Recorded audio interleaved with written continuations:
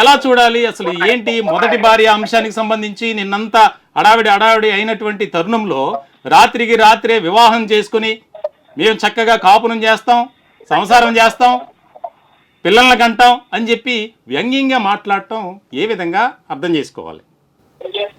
చట్టబద్ధంగా ఈ పెళ్లి అయితే చెల్లదండి. ఎందుకంటే జెండర్ చాలా ప్రాబ్లమ్స్ ఉన్నాయి యాజ్ పర్ లా ప్రకారంగా. ఓకే.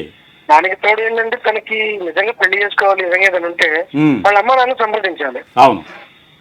ఆ వర్షన్ని కూడా ఖచ్చితంగా సంప్రదించాలి. ఎవ్వరు సంప్రదించకుండా ఏదో ఒక పిక్చర్ ఏదో ఒక ఊరవతలకి వెళ్ళి ఏదో టెంపుల్ ఒక చిన్న టెంపుల్ లో కూర్చొని ఎవరైతే కొన్ని గుడారంలో కూర్చొని చేసుకోవాల్సిన అవసరమే ఉంది. వీళ్ళిద్దరిని ఒకటే అడుగుతుందండి, వీళ్ళిద్దరికి దమ్ము ధైర్యం ఉంటే కనుక వచ్చి జనాల్లోకి వచ్చి మాట్లాడమనండి. ఓకే. ఎక్కడో కూర్చొని ఎందుకు? ఇప్పుడు నేను కూడా పెద్దగా ఢిల్లీ వెళ్ళి గుజరాత్ వెళ్ళి ఎక్కడెక్కడికో వెళ్ళి ఇయ్యండి ఎందుకు? అవును అవును. వాళ్ళని ఒకసారి రమ్మనండి. ఇప్పుడు అంత ధైర్యంగా వాళ్ళు మాట్లాడుతున్నారు కదా, అదే ధైర్యంతో రమ్మనండి. ఏదో పోలీస్ స్టేషన్ ఏదో గవర్నమెంట్ సెక్టార్ లోనో లేదా ప్రజల్ని అడగండి ఎక్కడ కూర్చోమంటారో అక్కడ కూర్చొని అదే ప్రజలతోనో లేకపోతే గవర్నమెంట్ వాళ్ళు డిస్కస్ చేయమనండి.